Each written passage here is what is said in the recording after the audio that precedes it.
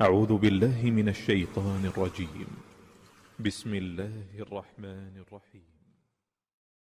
الحمد لله الذي أنزل على عبده الكتاب ولم يجعل له عوجا قيما لينذر بأسا شديدا من لدنه ويبشر المؤمنين الذين يعملون الصالحات أن لهم أجرا حسنا ماكثين فيه أبدا وينذر الذين قالوا اتخذ الله ولدا ما لهم به من علم ولا لآبائهم كبرت كلمة تخرج من أفواههم إن يقولون إلا كذبا فلعلك باخع نفسك على آثارهم إن لم يؤمنوا بهذا الحديث أسفا إنا جعلنا ما على الأرض زينة لها لنبلوهم أيهم أحسن عملا وإنا لجاعلون ما عليها صعيدا جرزا أم حسبت أن أصحاب الكهف والرقيم كانوا من آياتنا عجبا إذ أوى الفتية إلى الكهف فقالوا ربنا آتنا من لدنك رحمة وهيئ لنا من أمرنا رشدا فضربنا على آذانهم في الكهف سنين عددا ثم بعثناهم لنعلم أي الحزبين أحصى لما لبثوا أمدا نحن نقص عليك نبأهم بالحق إنهم فتية آمنوا بربهم وزدناهم هدى وربطنا على قلوبهم إذ قاموا فقالوا ربنا رب السماوات والأرض لن ندعو من دونه إلها لقد قلنا إذا شططا هؤلاء قومنا اتخذوا من دونه آلهة لولا يأتون عليهم بسلطان بين فمن أظلم ممن افترى على الله كذبا وإذ اعتزلتموهم وما يعبدون إلا الله فأووا إلى الكهف ينشر لكم ربكم من رحمته ويهيئ لكم من أمركم مرفقا وترى الشمس إذا طلعت تزاور عن كهفهم ذات اليمين وإذا غربت تقرضهم ذات الشمال وهم في فجوة منه ذلك من آيات الله من يهد الله فهو المهتد ومن يضلل فلن تجد له وليا مرشدا وتحسبهم أيقاظا وهم رقود ونقلبهم ذات اليمين وذات الشمال وكلبهم باسط ذراعيه بالوصيد لو اطلعت عليهم لوليت منهم فرارا ولملئت منهم رعبا وكذلك بعثناهم ليتساءلوا بينهم قال قائل منهم كم لبثتم قالوا لبثنا يوما أو بعض يوم قالوا ربكم أعلم بما لبثتم فبعثوا أحدكم بورقكم هذه إلى المدينة فلينظر أيها أزكى طعاما فليأتكم برزق منه وليتلطف ولا يشعرن بكم أحدا إنهم إن يظهروا عليكم يرجموكم أو يعيدوكم في ملتهم ولن تفلحوا إذا أبدا وكذلك أعثرنا عليهم ليعلموا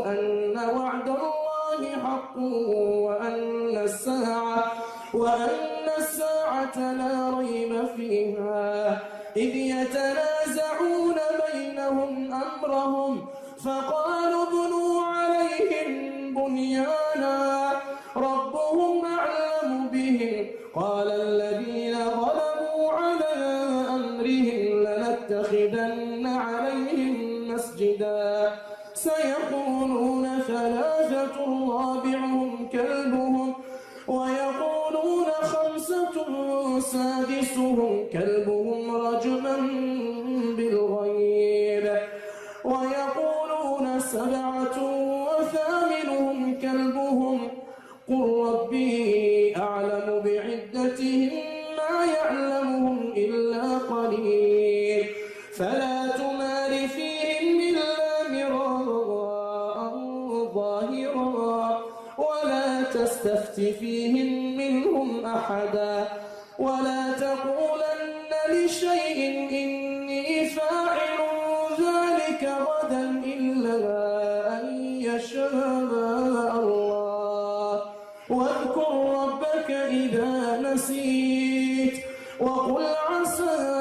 أن يهديني ربي لأقرب من هذا رشدا ولبثوا في كهفهم 300 سنين وازدادوا 9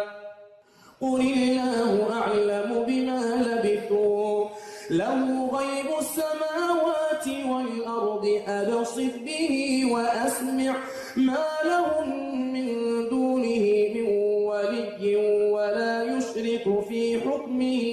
أحدا واتل ما أوحي إليك من كتاب ربك لا مبدل لكلماته ولن تجد من دونه ملتحدا واصبر نفسك مع الذين يدعون ربهم بالغداة والعشي يريدون وجهه ولا تعد عيناك عنهم تريد زينة الحياة الدنيا ولا تطع من أغفلنا قلبه عن ذكرنا واتبع هواه وكان أمره فرطا وقل الحق من ربكم فمن شاء فليؤمن ومن شاء فليكفر إنا أعتدنا للظالمين نارا أحاط بهم سرادقها وإن يستغيثوا يغاثوا بماء كالمهل يشوي الوجوه بئس الشراب وساءت مرتفقا إن الذين آمنوا وعملوا الصالحات إنا لا نضيع أجر من أحسن عملا أولئك لهم جنات عدن تجري من تحتهم الأنهار يحلون فيها من أساور من ذهب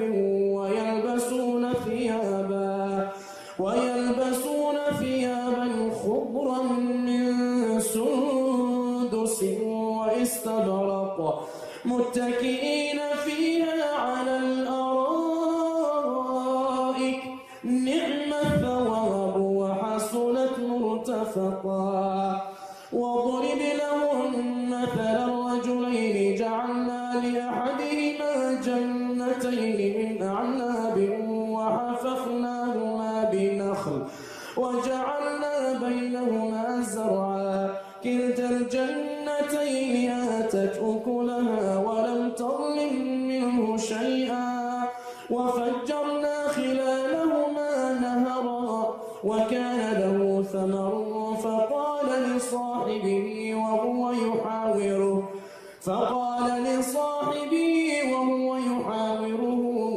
أنا أكثر منك مالا وأعز نفرا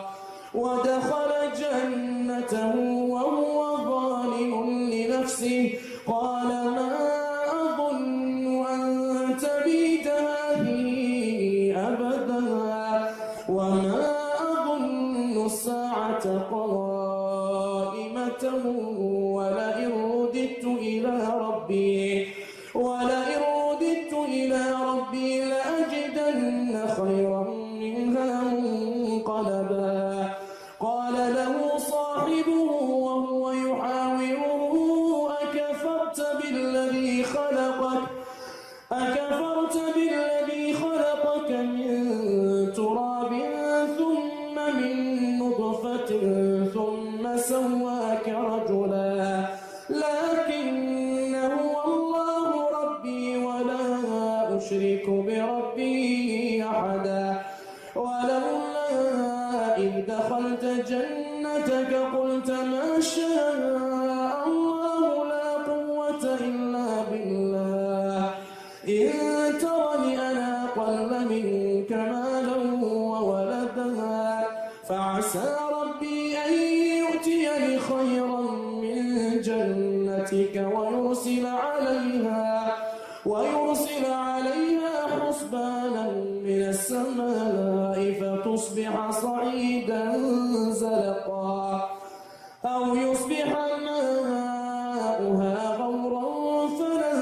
تستطيع له طلبا. وأحيط بثمره فأصبح يقلب كفيه على ما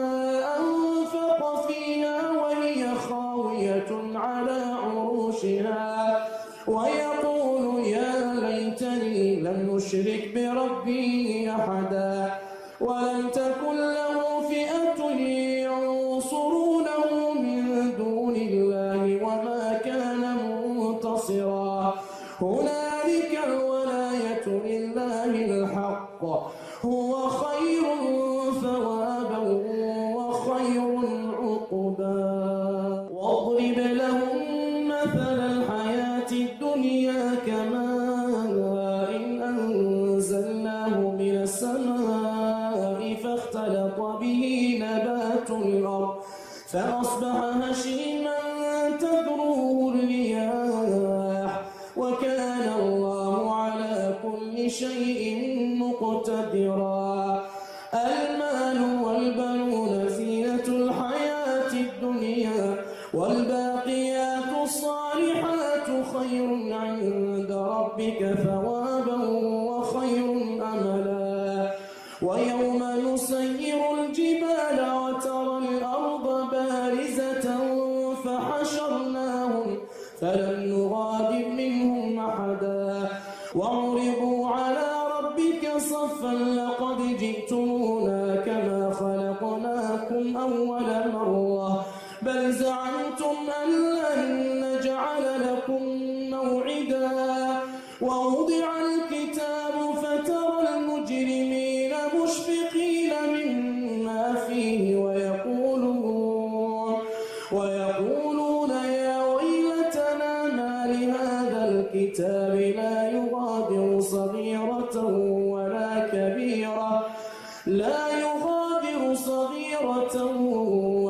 كبيرة إلا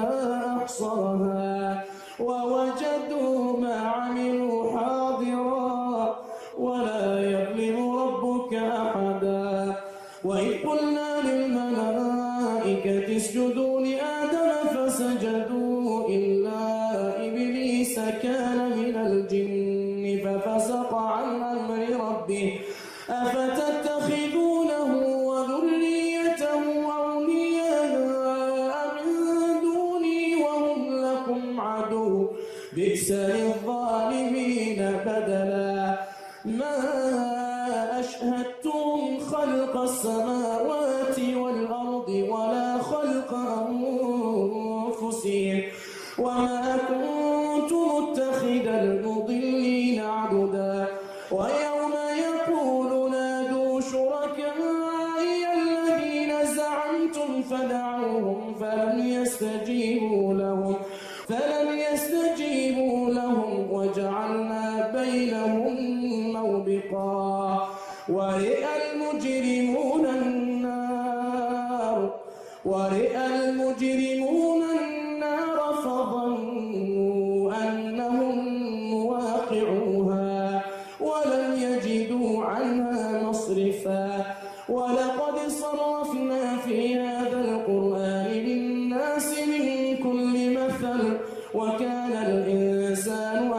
أكثر شيء جدلا وما منع الناس أن يؤمنوا إذ جاءهم الهدى ويستغفروا ربهم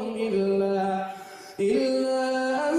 تأتيهم سنة الأولين أو يأتيهم العذاب قبلا وما نرسل المرسلين إلا مبشرين ومنذرين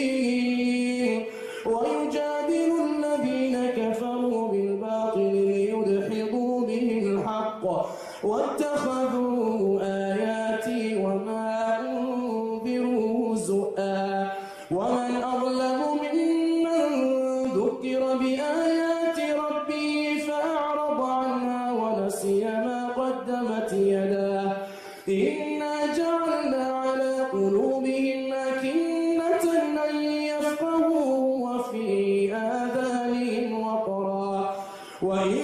تدعوهم إلى الهدى فلن يهتدوا إذا أبدا وربك الغفور ذو الرحمة لو يؤاخذهم بما كسبوا لعجل لهم العذاب بل لهم موعد لن يجدوا من دونه موئلا وتلك القرى أهلكناهم لما ظلموا وجعلنا لمهلكهم موعدا وإذ قال موسى لفتاه لا أبرح حتى أبلغ مجمع البحرين أو أمضي حقبا فلما بلغا مجمع بينهما نسيا حوتهما فاتخذ سبيله في البحر سربا فلما جاوزا قال لفتاه آتنا غداءنا لقد لقينا من سفرنا هذا نصبا قال أرأيت إذ أوينا إلى الصخرة فإني نسيت الحوت وما أنسانيه إلا الشيطان أن أذكره واتخذ سبيله في البحر عجبا قال ذلك ما كنا نبغ فارتدا على آثارهما قصصا فوجدا عبدا من عبادنا آتيناه رحمة من عندنا وعلمناه من لدنا علما قال له موسى هل أتبعك على أن تعلمني مما علمت رشدا قال إنك لن تستطيع معي صبرا وكيف تصبر على ما لم تحط به خبرا قال ستجدني إن شاء الله صابرا ولا أعصي لك أمرا قال فإن اتبعتني فلا تسألني عن شيء حتى أحدث لك منه ذكرا فانطلقا حتى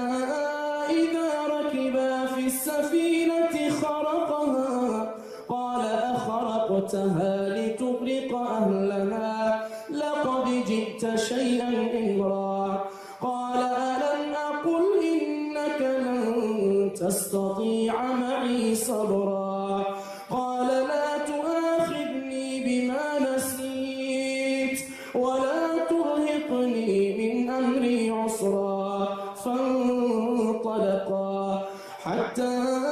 إذا لقيا غلاما فقتله قال أقتلت نفسا زكية بغير نفس لقد جئت شيئا نكرا قال ألم أقل لك إنك لن تستطيع معي صبرا قال إن سألتك عن شيء بعدها فلا تصاحبني قد بلغت من لدني عذرا فانطلقا حتى إذا أتيا أهل قرية استطعما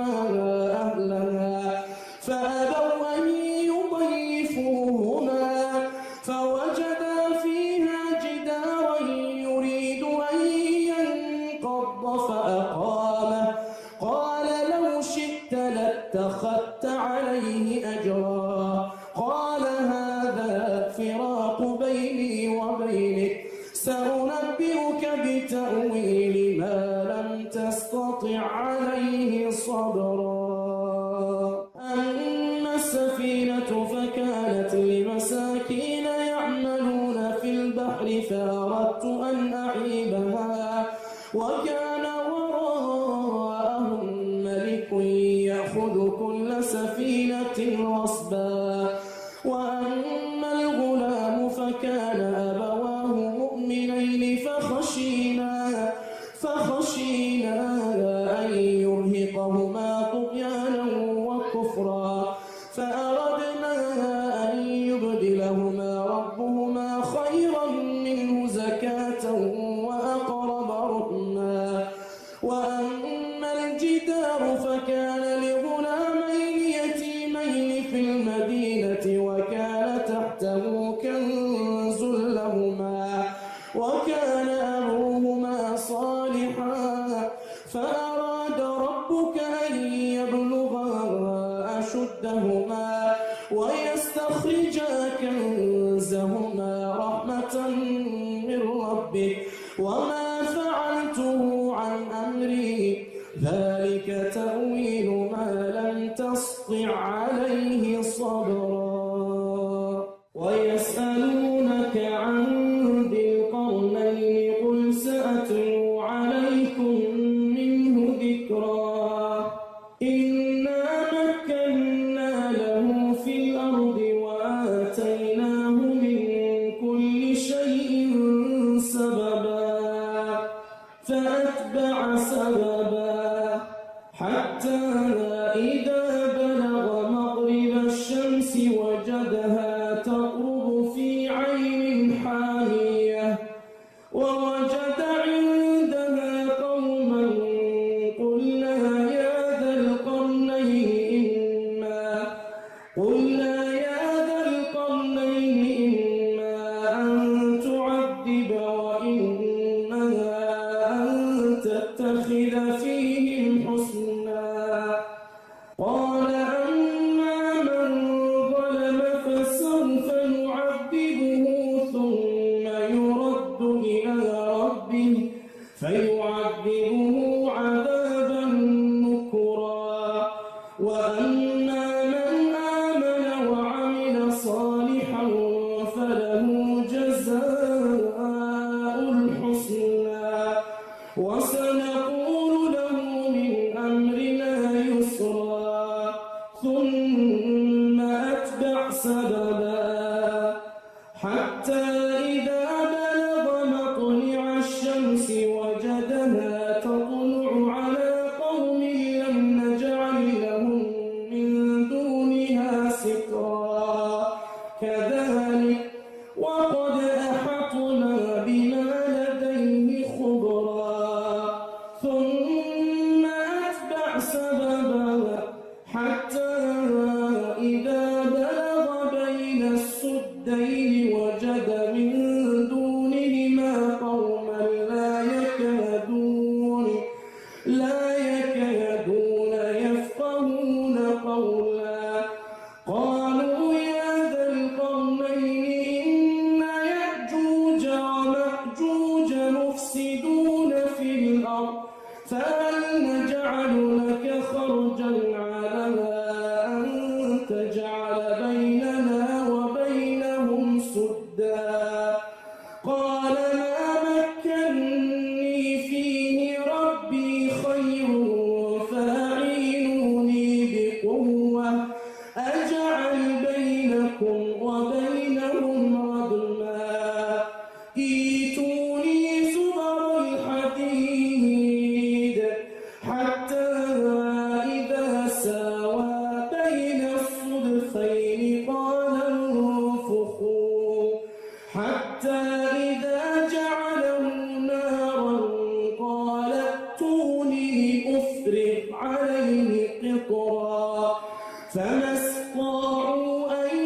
يظهروه وما استطاعوا له نقبا. قال هذا رحمة من ربي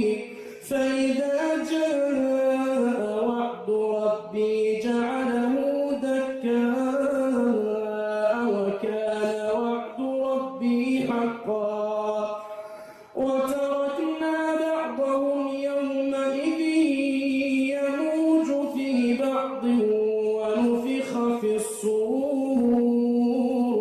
فجمعناهم جمعا وعرضنا جهنم يومئذ للكافرين عرضا الذين كانت أعينهم في غطاء عن ذكري وكانوا لا يستطيعون سمعا أفحسب الذين كفروا أن يتخذوا عبادي من دوني